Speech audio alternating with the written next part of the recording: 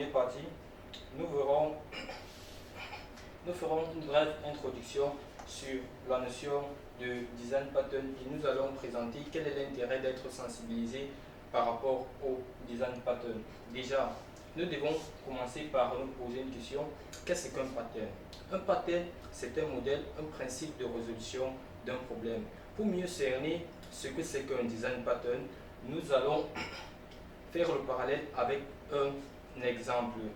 Imaginons que vous disposez d'une plantation de palmiers et à chaque fois que des noix tombent, vous êtes amené à pouvoir collecter ces noix afin de les casser. Et maintenant, vous aimeriez bien concevoir un système de casse-noix pour pouvoir à chaque fois casser les noix. Et bien, comment vous vous y prendriez?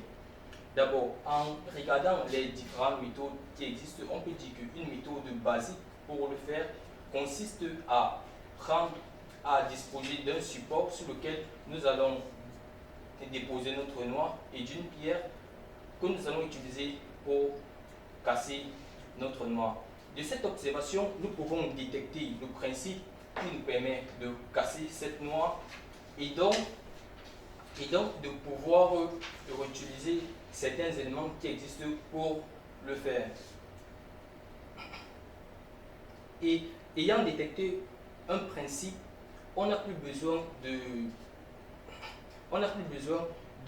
commencer à partir de zéro. On peut tout simplement se baser sur des éléments qui existent pour le faire.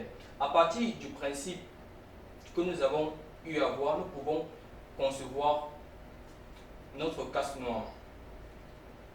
Dès à présent, nous allons voir quel est l'intérêt d'être sensibilisé par rapport à la notion de design pattern. Et nous allons procéder par un exemple. Ici, nous avons l'illustration à ce niveau de deux bonhommes qui souhaitent concevoir une charrue. Et pour le faire, ne connaissant pas les patterns, ils ont eu à concevoir une roue carrée. Or, la roue carrée ne constitue pas en fait un bon pattern pour concevoir une roue d'un chariot. Or, celui de droite connaissant l'existence de pattern, c'est qu'à chaque fois que j'ai un problème et que je veux concevoir une roue, je dois concevoir une roue circulaire. Les design patterns visent donc la réutilisabilité des principes de conception. Et cette réutilisation s'étend dans le domaine informatique, notamment avec la réutilisation de code métier, la réutilisation de code générique et la réutilisation des principes de conception. Parlant donc de la réutilisation de code métier à travers les bibliothèques et les composants logiciels, la réutilisation de code générique à travers les frameworks qui définissent une architecture de base pour les projets informatiques et également la réutilisation des principes de conception à travers les design patterns qui fera l'objet de notre étude. Dès à présent, vous pourrez certainement penser que le concept de design pattern a apparu dans le domaine de l'informatique. Eh bien non, en réalité, le concept de design pattern a apparu dans le domaine du génie civil, spécifiquement l'architecture, à travers les travaux de l'architecte Christopher Alexander en 1970. Il a remarqué un nombre de problèmes récurrents en ce qui concerne la conception d'œuvres architecturales, notamment lors de la conception d'une charpente. Il a ainsi proposé un catalogue de 253 patterns favorisant une bonne construction des œuvres architecturales. Ce n'est que dans les années 1990 que le concept de design pattern s'est étendu au domaine de l'informatique, spécifiquement en génie logiciel, avec le Gang of Four, composé de Eric, Richard, Ralph et John, qui ont mis sur pied 23 design patterns de référence que vous pouvez utiliser lors de la conception de logiciels. Vous devez certainement vous demander pourquoi utiliser les design patterns. Qu'est-ce qu'on gagne en réalité? Les design patterns sont écrits dans un langage normalisé, standardisé et formalisé. Cela favorise une bonne communication entre les développeurs au sein d'une même équipe. Ce sont des solutions qui ont déjà été testées pour vous. Elles sont éprouvées. Vous pouvez les utiliser, elles sont fiables. Vous gagnez également en temps de conception et de développement parce qu'il n'est plus question de repartir de zéro, il est question de se référencer vers un pattern qui a déjà été conçu pour résoudre un problème auquel vous faites face. Il y a capitalisation de l'expérience de ceux qui ont travaillé avant vous, ceux qui ont fait face à ce problème et qui ont modélisé la solution. La complexité globale de votre logiciel est également réduite parce que les patterns sont conçus de manière optimale. Et enfin, le niveau d'abstraction est élevé parce qu'en réalité, les design patterns sont conçus pour une caste de problèmes. Ce n'est pas strictement spécifique à un problème. Les design patterns sont des solutions qui ont longtemps fonctionné et qui sont adaptées à des problèmes spécifiques. Donc, ne sont pas des solutions qui ont fonctionné qu'une seule fois. Les design patterns ne sont pas également des principes abstraits, car quittant d'un problème spécifique donné, on peut ressortir un pattern. Donc déjà, le pattern définit en fait le principe de résolution d'un problème. D'où le fait qu'un design pattern n'est pas un principe abstrait ou une heuristique. Les design patterns sont étendus également dans le domaine de l'architecture et ne sont pas limités uniquement au domaine informatique. Et enfin, nous pouvons dire que les design patterns ne représentent, en fait, n'est pas une panacée ou une solution magique à la résolution de tout problème, mais s'adapte en fonction d'un contexte spécifique. La description d'un design pattern suit un formalisme. D'abord, un nom court et parlant qui identifie ce design pattern. Ensuite, le contexte d'utilisation employé pour résoudre le problème et la solution résolue par le problème qui met en relation les différents constituants. Les effets résultants qui peuvent être d'ordre positif ou négatif, qui sont en fait des conséquences, et l'illustration d'un cas d'espèce à travers un exemple. Nous allons passer cette fois-ci aux différentes familles de... On catégoriser les patrons de conception en 3 grandes familles en se basant sur les critères des auteurs. En ce qui concerne Craig Larman, il a créé la famille GRASS. La famille GRASS pour General Responsibility Assignment Software Patterns, en réalité, concerne l'ensemble des patrons qui permettent d'assigner les responsabilités aux classes. Comment faire pour assigner telle ou telle responsabilité lorsque vous avez déjà conçu votre diagramme de classe. Comme patron, pour cela, il vous propose le faible couplage, un faible couplage entre vos classes, une forte cohésion entre vos classes, également le principe de protection des données au sein de chaque classe. Une autre famille, Enterprise Design Pattern, a été mise sur pied par Martin Fowler. Cette famille concerne essentiellement les applications professionnelles. Comme proposition de patron, il propose un couplage entre un modèle objet et une base de données relationnelle. Et enfin, la troisième famille, Gang of Four, qui a déjà été citée plus précédemment, sont les patrons les plus connus.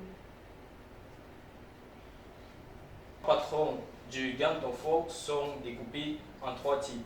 Nous avons les patterns de création qui ont pour but de masquer le processus de création des instances d'une classe en fournissant une abstraction du processus d'instanciation.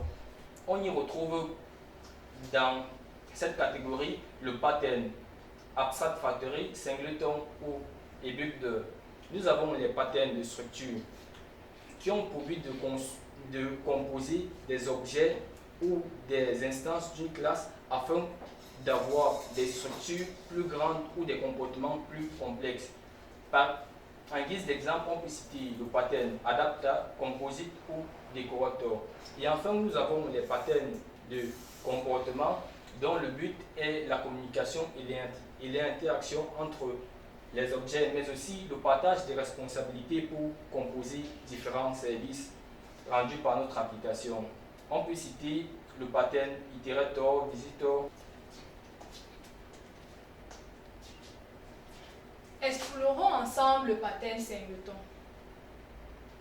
Qu'est-ce que vous voyez sur cette image? Vous voyez que nous avons un objet au centre et plusieurs autres objets autour de lui qui font appel à ce dernier.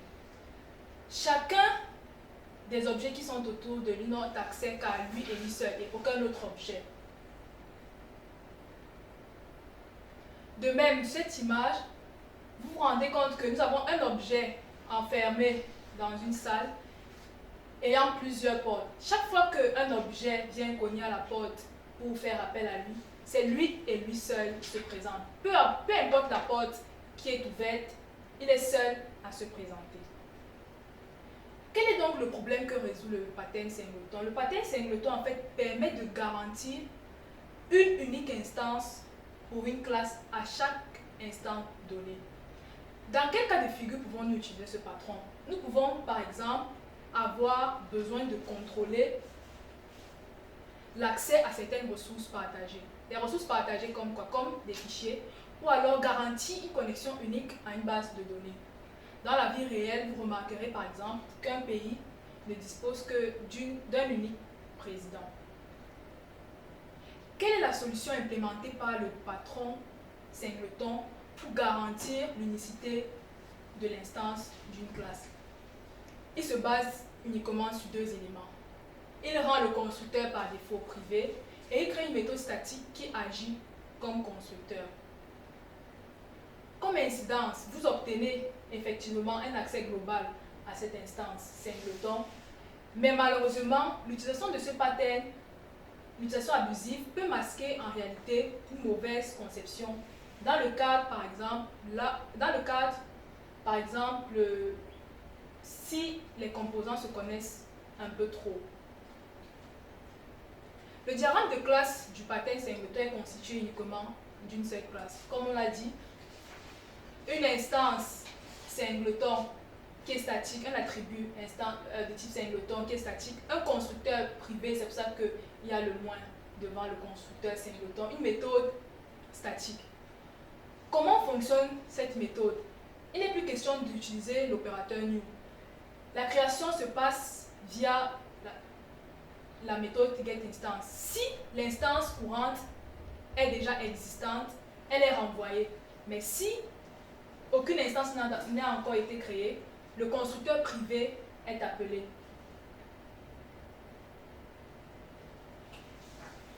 Prenons un exemple d'exécution concret. Ici, nous avons utilisé une classe singleton avec un attribut value de type chaîne de caractères.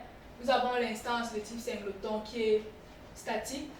Notre constructeur privé, tout ce qu'il fait, il prend une valeur en paramètre et met cette valeur dans le champ value. Notre méthode statique ici renvoie l'instance existante ou alors appelle le constructeur privé avec la valeur passée en paramètre lors de l'appel de cette méthode statique.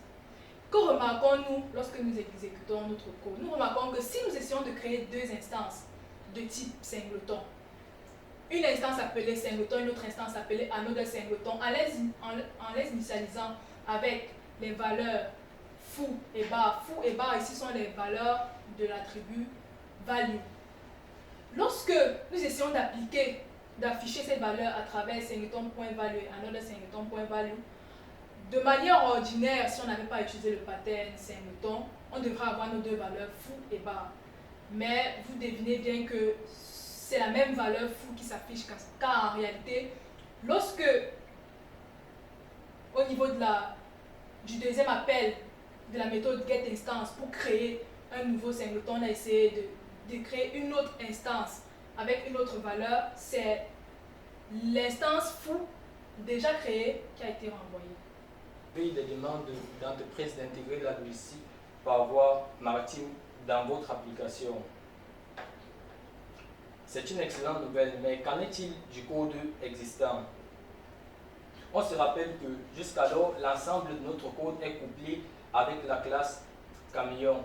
Et le fait d'intégrer la classe bateau nous imposera à modifier la totalité de notre logique applicative, vu qu'elle était couplée avec la classe camion.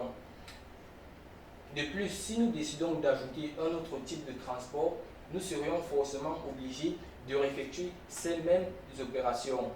En conséquence, on se retrouvera avec un code méchant, criblé de conditions de toutes sortes qui modifient le comportement de notre application en fonction du type de transport. Eh bien, le problème ici soulevé par le pattern factory est qu'on n'a aucune connaissance préalable du type et des dépendances exactes des objets avec lesquels notre application devrait fonctionner. C'est un peu le cas avec notre exemple précédent où on avait notre logique applicative et qu'on avait la classe K. Et quelques temps plus tard, on a ajouté la classe bateau et ainsi de suite. On pourrait se voir en train d'ajouter plusieurs autres classes, donc ce qui justifie le fait qu'on n'a aucune connaissance préalable du type et des dépendances des objets avec lesquels notre application devrait fonctionner, ou dans le cas où on se retrouve à vouloir étendre des composantes d'une bibliothèque. Pour résoudre ce problème, la solution proposée par Factory réside en ce fait. Dans notre cas d'exemple, on doit créer une méthode roi de logique qui représente la logique applicative du transport par voie, en fait par camion, et une autre classe ici logistique qui représente la logique applicative du transport par bateau. Tout cela hérite en fait de la classe logistique qui représente en fait la logique applicative de notre application. Et les deux implémentations ne sont rien d'autre que des fabriques qui vont générer des types de transport spécifiques. Et maintenant, dans les différents types de transport que nous allons devoir réaliser, nous allons donc définir une interface qui va se charger de définir des opérations de base auxquelles chaque différente classe de logistique devra utiliser. Donc du coup, nous avons la classe transport et ces deux sous-classes qui sont la classe camion et la classe bateau qui implémentent toutes la même méthode. Donc la solution ici proposée par le pattern factory consiste donc à remplacer les appels de construction d'objets qui étaient au préalable faits avec l'opérateur new par les appels d'une méthode de fabrique spéciale. La conséquence apportée d'ordre positive par ce pattern est qu'on aura un faible couplage entre la fabrique et les implémentations, et une conséquence d'ordre négatif est que le code peut devenir compliqué car on doit introduire un grand nombre de nouvelles sous-classes pour implémenter les différents modules. Le diagramme général pour la résolution d'un problème avec le pattern factory est représenté ainsi. Déjà, nous avons une classe principale, Creator, qui représente en fait une classe de fabrique qui va se charger de fabriquer les différentes instances des classes dont on aura besoin. Elle sera redéfinie à travers les différentes classes concrètes. Ici, nous avons par exemple concrète A et concrète B qui vont avoir des méthodes de fabrique qui ici est représentée par créer produit qui va créer un produit spécifique. Et nous avons donc une interface produit qui ici représente l'ensemble des objets qu'on souhaite, le comportement des objets qu'on souhaite avoir, qui est défini ici par une interface. Voilà. Et cette interface définit un ensemble de méthodes auxquelles les sous-classes vont réimplémenter. Donc les différentes méthodes concrètes vont se charger de faire l'instanciation des différentes classes concrètes, des différents produits concrets. Nous allons passer maintenant au pattern adapteur. Le pattern adapteur fait partie des patterns de structure. dont le but est la composition des objets ou d'instances d'objets afin d'obtenir des structures ou des comportements beaucoup plus grands. Pour cela, nous allons commencer par une métaphore, celle de la prise d'une prise électrique. Supposez que vous disposez d'une fiche américaine et que vous vouliez bien la connecter à une prise française. Comment vous vous y prendriez? Vous aurez certainement besoin à ce niveau d'une fiche, d'un adaptateur qui prend en entrée une fiche anglaise et en sortie en sortie des connecteurs qui pourront être compatibles à la fiche française. C'est ce dont il est question en fait avec adapteur. Ici, le problème est qu'on a besoin d'utiliser une classe existante dont on ne dispose pas du code. On souhaite créer une classe réutilisable qui collabore avec les classes encore inconnues qui n'auront pas forcément d'interface compatible.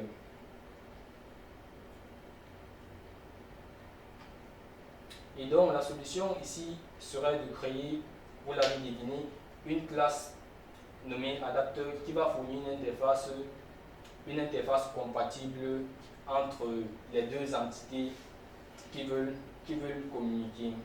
En conséquence, qu'est-ce qu'on aura? Le principe de la responsabilité unique sera respecté. Également, notre code, vu qu'on ne le modifie pas, on crée un nouveau adaptateur sera fermé à la modification mais ouvert à l'extension parce qu'on pourra utiliser d'autres composants déjà définis. Mais ici, on a une conséquence, c'est que la complexité globale du code peut augmenter parce qu'on doit introduire de nouvelles classes ou de nouvelles implémentations pour y réaliser l'adaptation entre les deux entités incompatibles voulant communiquer. La solution ici proposée par le pattern adapteur se décline à travers ce diagramme. Nous avons un client en fait qui dispose d'un ensemble de méthodes qui sont spécifiées dans la classe client interface. Et à l'intérieur de cette interface, nous avons le cas d'une méthode en particulier, méthode data, qu'il aimerait bien appeler. Or, cette méthode est disponible à travers le service qui contient une méthode de service, mais qui cette fois-ci ne prend pas un type de données compatible à celle de la méthode du client. Alors, qu'est-ce qu'il faut faire? Il faut donc créer un adaptateur pour assurer la compatibilité entre les deux entités voulant communiquer. Ici, dans la réimplémentation de la classe adapteur, nous avons en fait une méthode qui se charge de convertir le type de données fourni par la méthode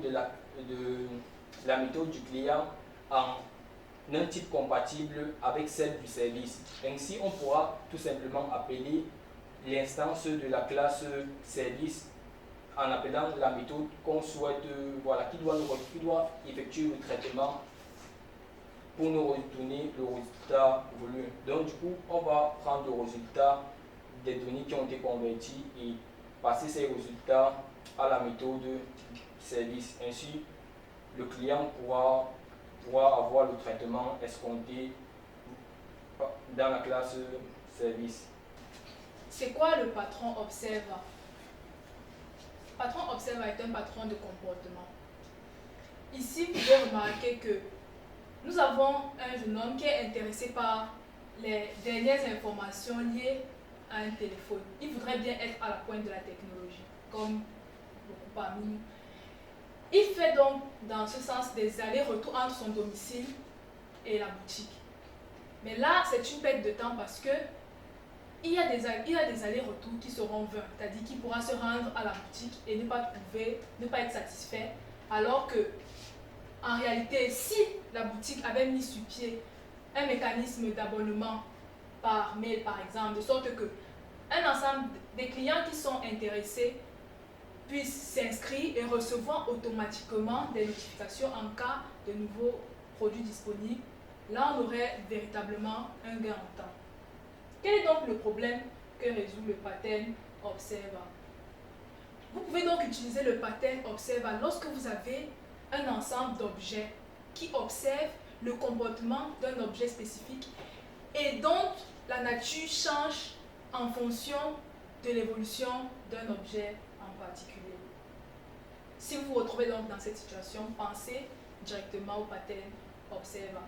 Dans la vie courante, par exemple, nous nous abonnons souvent à un journal et nous avons donc un coursier qui passe tous les matins pour déposer le journal. Quelle est la solution implémentée par ce pattern? Ce pattern suggère d'ajouter une classe éditeur et de proposer des méthodes d'abonnement et de désabonnement pour permettre à un certain nombre d'objets d'être notifiés instantanément. À chaque fois qu'il y a un flux d'événements au niveau de l'objet observé, les objets qui l'observent sont instantanément notifiés. L'utilisation de ce pattern n'est pas sans incidence. En réalité, il est clair que vous introduisez de nouvelles classes d'abonnés sans avoir à modifier le compte de l'éditeur. C'est intéressant. Mais malheureusement, les abonnés sont informés dans un ordre aléatoire. Vous pouvez vous retrouver dans une situation où en réalité vous avez une file de priorité et vous voulez qu'un ordre soit respecté. Là, il faut gérer cette implication. Le diagramme de classe associé à ce pattern est très simple. Nous avons juste une classe publisher qui est la classe de l'objet qui est observé, qui propose des méthodes subscribe et unsubscribe, permettant au subscriber ici de pouvoir souscrire et donc de pouvoir observer le dit objet. Ces objets subscribers qui observent le publisher disposent d'une méthode update qui en réalité permet de faire une mise à jour en fonction du flux d'événements observés au niveau de l'objet publisher. Nous avons par exemple ici pris un exemple dans la vie réelle avec un manager d'événements qui est ici l'objet qui est observé, et nous avons un ensemble de clients qui voudraient bien être intéressés en cas de fête. Il y a une fête disponible là, et qui peuvent réagir donc en fonction d'une quelconque nouvelle, d'une quelconque possibilité. Les antipatrons de conception concernent ce qu'il ne faut pas faire. Qu'est-ce qu'il ne faut pas faire? Il ne faut pas avoir un composant logiciel qui, à lui seul, a trop de fonctions essentielles. Cela concerne l'antipatron, l'objet divin. En ce qui concerne l'antipatron coulé de l'arbre, il est question de mettre vite en production un code immature, un code qui a plein de bugs et qui n'est pas optimal, mais vous vous précipitez à mettre ce code en production. Il faut éviter cela. L'antipatron cargo programming, qui est question d'utiliser les patrons de conception un peu à tort et à travers, juste parce qu'on a dit que bon, c'est une bonne démarche et une bonne possibilité, mais vous ne prenez pas compte du contexte d'utilisation et puis vous les employez un peu n'importe comment. Enfin, deux autres antipatrons de conception. Certains ne veulent utiliser que des solutions qu'ils ont déjà développées. Or, lorsque vous faites face à un problème, vous pouvez faire référence à des solutions déjà développées ailleurs qui sont suffisamment optimales, efficaces et adaptées à votre problème. L'antipatron abstraction inverse, c'est lorsque vous concevez un objet logiciel et vous ne fournissez que des fonctions trop complexes. Il faut fournir également des fonctions simples. Par exemple, si vous fournissez exclusivement les méthodes d'addition entre les réels, c'est pas vraiment suffisant. Vous pouvez ajouter par exemple des fonctions d'addition entre les entiers pour prévoir ce qui ne manipule que les entiers. Les patrons de conception visent une réutilisabilité et une réutilisabilité des principes de conception, et ce, en adaptant en fonction d'un contexte bien défini. Toutefois, il faut être sensibilisé par rapport à l'existence des design patterns. Cela a très bien été défini par le groupe des Gang of Four qui ont établi un catalogue de 23 patterns de conception divisés en 3 groupes: les patterns de création, de comportement et de structure. Sur ce, je vous remercie pour votre attention.